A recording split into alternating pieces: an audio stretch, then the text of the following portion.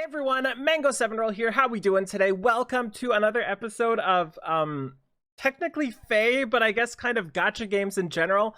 For those of you who don't know, I started off my gacha gaming career, whatever you want to call it, really officially with Fire Emblem Heroes. It's been a game I've been following since the start. I no longer play it, but I still log in every day to summon. I log in to look at their characters because I love Fire Emblems, so even if I don't play the gacha game, I get a lot out of it just seeing what they add and following their content. And yesterday, they did something I think is worth talking about. I've never seen a community in this much outrage before, or outrage? Yeah, this much outrage before. Even with E7 shenanigans recently, FaZe is worse right now. And what they did was they added a subscription-based monthly pack you can buy. And this is a tough topic for me. This is a really tough topic. And by the way, if you are not a Fae player, I still think this is worth talking about. So I'd love to hear your opinions on this subject as we go along, because this applies to every gacha game basically, and I'll have examples from basically every gacha game. So before we get into what the actual pack is, one thing I do like to say, and one thing I notice for a lot of people I talk to and I have talked to in the past, if games have a fair, reasonable, and rewarding monthly pack, also known as a subscription pack basically, which is what Faye branded it as, it's one of the few things people are okay buying regularly and not feeling bad about it. You know, it kind of feels like, in quotes, buying the game and supporting the devs and stuff like that. So that's one thing I want to say before we get into this. Also, as a note for how their YouTube video is going, they've got 6.1k likes and 14k dislikes at this point of the day, and it's been out for less than 24 hours, I think. So just goes to show you their reaction so far. I'm actually kind of surprised at the 6k likes, but I think a lot of people don't understand things or didn't watch it fully. Like, I know a lot of people just automatically like videos, and you guys are awesome, so there's that. And also, one thing to note as well before we get forward is casual players are a big target for stuff like this. Not so much like if you are somebody watching this video right now, you're probably not really considered in quotes casual player. Those are the people that log in once a day, have fun, don't know anything about the game, 0% clue what's happening, what's coming, what the internet is saying. That's the type of player that a lot of these packs aim at. So what is their pack actually doing? Well, to start off, it is $9.49 US a month. And before I saw the price to this, I was kind of talking to myself, like internal monologue as I do all the time, trying to decide what price I would be okay with. And I found if there's any monthly subscription pack over $10, that's basically my limit. I will try never to support a monthly pack if it's more than $10, if it's like a recurring thing. I prefer the ones that are $3 to $5, and I buy those ones almost 100% of the time if I'm actively playing a game. And the ones from 5 to 10, I kind of have to really think about. So I think they got the pricing exactly right. I'm not saying it's a good price. I'm saying to get as much money out of people as possible. I think they got the exact pricing right because they obviously know what they're doing. So that's going into this $9.49 US per month. And you can compare this to other things, like a lot of people are comparing it to the Nintendo Online feature, and you can compare it to all sorts of different things. But it is what it is, $9.49 a month. So what do you get? First off, you start with this. You start with 2 new heroes a month. So these are free, in quotes, 5-star heroes. These are characters already in the game, but they will be getting their resplendent versions, which are basically just a skin for them. You will also get different animations, different art, different voice acting, stuff like that. So this is a controversial, I guess, part of the pack. Because on one point, you're getting 2 new heroes, which right now they're not really great heroes. It doesn't really like mean anything power-wise for them. That other people aren't getting for just pure money. So it's kind of like pay to win argument number 1 right here, but I don't like, I'm okay with $10 for heroes and skins and stuff like that. That's something I'm okay with personally, because let's be real, if you want to spend and buy units, you can. It's a thing that's in the game. This just makes it even more accessible for people who want to spend less money. Whales are going to get basically 0 out of these 2 units, for example, because they already have everything. But people, very, very light spenders, and people in that scenario are going to get stuff from it, especially the skins are something I am also super okay with. After this, though, these 2 units are also getting +2 to all stats. So this is something that is interesting. They're getting a boost in their base stat total, Fey terminology. This is something that affects their arena score, but I'm not sure if it actually does affect their arena score. That's something you'll have to correct me on. But it is mostly a player offense sort of thing. So I feel like that's okay in this scenario. A lot of people don't, but I feel like +2 to all stats for units that are here a long time ago, but it gets a little different when it comes to more powerful units. So I'm not sure how this is in the long run. Personally, it's just a little bonus to me. I think it would be okay for a non-PvP game, and this is basically a non-PvP game. There is arena, there is stuff like that, but it doesn't really affect it in the way that it would in an Epic 7 game, for example. Those are the first things.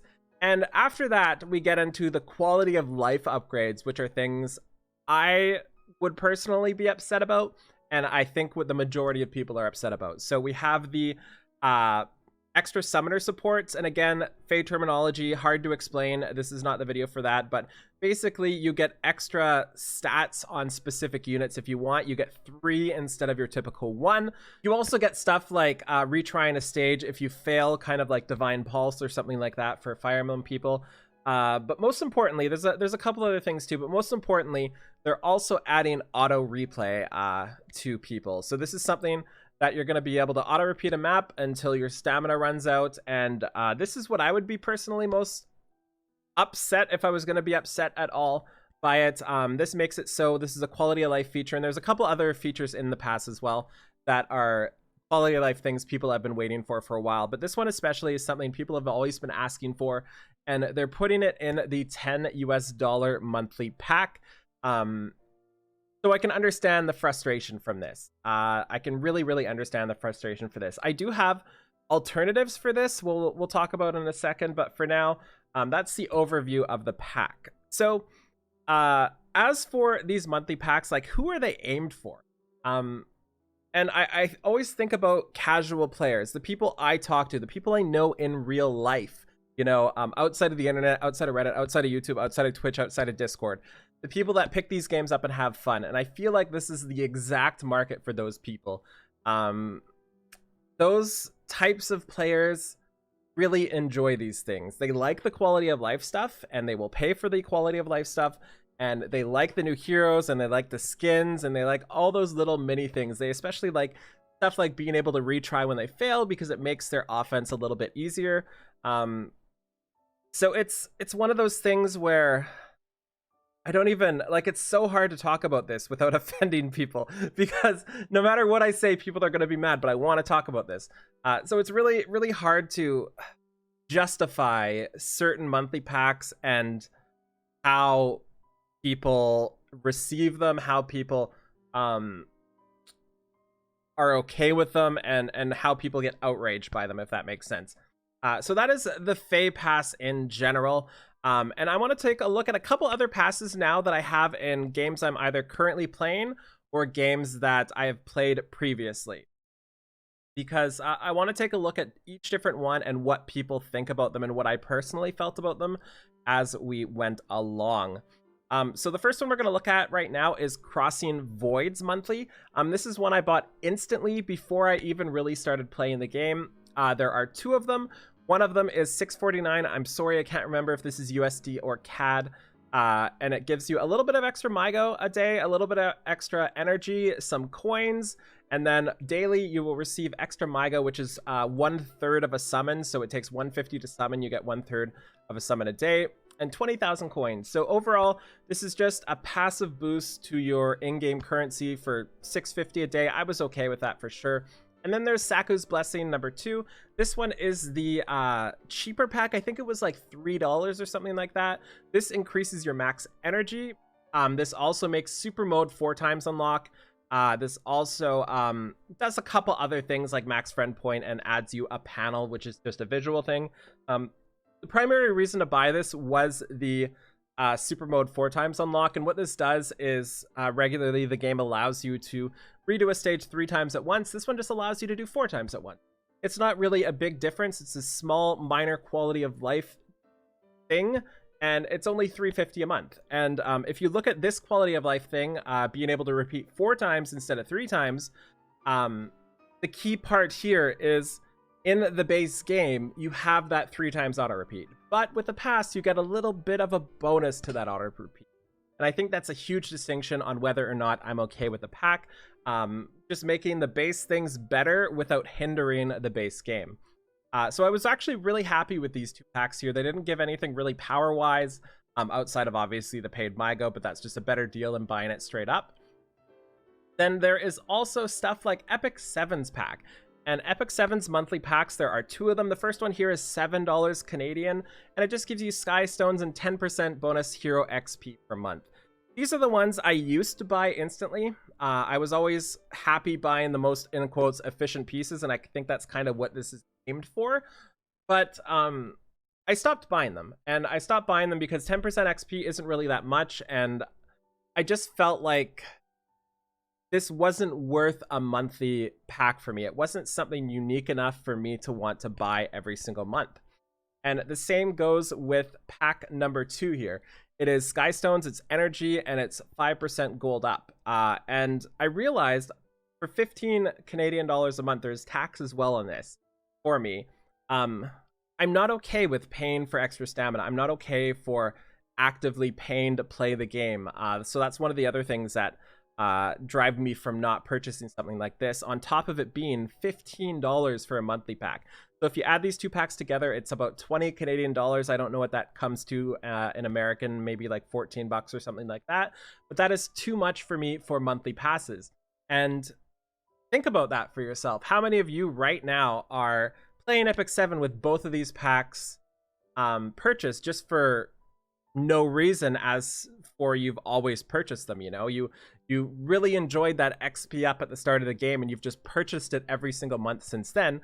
And if you think about it, that is $14 a month for this for 12 months a year. Just think to yourself how much that costs in the long run, especially if you play the game for extended periods of time. And this is where these packs specifically are where they catch really, really low spenders, you know? They don't catch the dolphins, they don't catch the whales, because those ones are buying everything anyway and spending way more than this. But the people like me who try not to spend too much money, the people like a lot of you watching that, you know, try to justify spending a little bit of money here and there, this is where they kind of nab that little bit of dollars from you every single month, and you kind of don't even notice it, because a lot of these are resubscribing automatically. Not specifically Epic 7's, but I know the Crossing Void ones do, and another one we're about to look at also does. So that's one thing to really keep in mind here. Another monthly we can look at here is going to be Raid Shadow Legends. And this is one that actually, in my opinion, did it somewhat right. So there are 2 passes for RSL. One is a 1 month and one is 6 months. These are basically the same thing, just the 6 month is cheaper. And what it does is gives you an extra 20% XP and silver for the whole month. And this is basically, I think it was $13.99, so the same price as Epic 7's pack, which did like a third of this. So for example, monetarily comparing, this pack would be like $5 versus Epic 7's $13 in terms of what you get from it. So value wise, this is actually like in quotes again, better option. And also they added more to the raid pass. They added auto repeat to the game, and the first 15 auto repeats a day are free for you.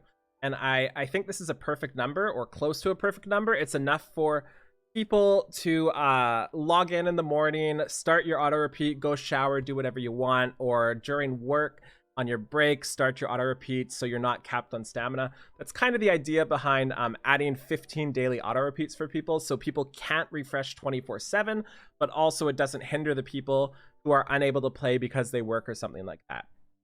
So that 15 additional, or that 15 base is added to the absolute base game here, and I think that's fantastic.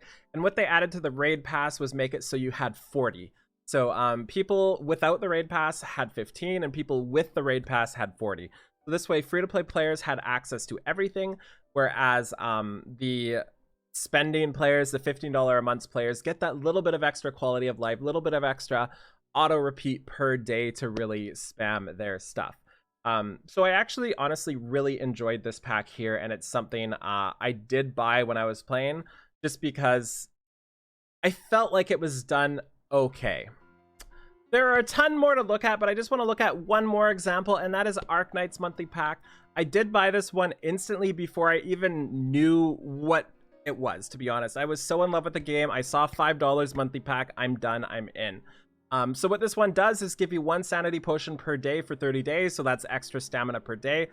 I said I didn't really enjoy paying for stamina, but I feel like at the price of $5, it's something I'm okay with. It also gives you 6 Originite Primes, which are premium currency, and then 200 Arundums per day, which are summoning currency. So that pretty much covers every monthly sort of pack I have in the games I'm actively playing. Like I said, there's a lot more, but these are the ones I wanted to look at currently. The big thing I noticed between things that don't even go along people's radars and things that make people really angry is there are always base ones with basically nothing new but currency added for like the low price of $5 to $10 to $15 per month. And then there are things like Fae, which add different special parts, and then there's also things like Fae who add quality of life features into it. So I'd love to hear your opinions on this sort of pass. I'm going to tell you mine, and you guys are going to probably be mad at me, but it is what it is. I've got to say it.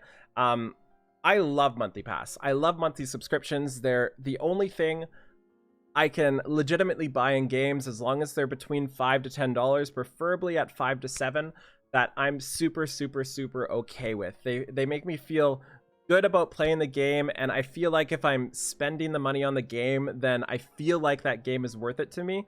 Like, for example, if I'm playing a gacha game and I don't want to spend $5 a month on it to get like some perks or some fun to it, I feel like maybe I shouldn't be playing that gacha game. That's just me personally. A lot of people are pure free to play, different opinions. That's super fine. I actually absolutely love the start of what Fae did for their patch, or for their subscription-based service. I really like the double skins for units. I think visuals and cosmetics are the perfect thing to add for monthly passes. I also think giving those 2 free heroes in Fae specifically is okay. It might not be an okay thing for other games, but it is definitely okay for Fae IMO. I don't know about the +2 to all stats thing. I think that one's a little iffy. But again, for Fae specifically, I think that's okay. That said, I do not like those quality of life upgrades for these passes. But the problem is, they need to give those quality of life upgrades to sell a lot of them. And that's a tough thing to cross. So I feel like the best way to handle this is, like I said, the way RSL did it, is have the base in the game and then have additional on the pass. I think that's kind of like the perfect way to balance it, so that free-to-play players aren't super pissed off. They're still going to be pissed off no matter what. But the people who buy it get a little bit of bonus that make it worthwhile to them. Another thing, too, is if you're getting pissed off... let's talk about Fae, for example. If you're getting pissed off for people getting 2 free, in quotes, 5-star heroes for $10, just like take a step back and look at the prices of other things, and people are spending that to get way more than what they're getting from this pass, and way better units currently as well. The other thing is actual value. A lot of people are saying $9.49 per month is not worth it, and this is a super ripoff. But again, if you take a step back and look at what people are spending on gacha games, comparatively, that is an infinitely better deal than what it generally costs to get a 5-star unit.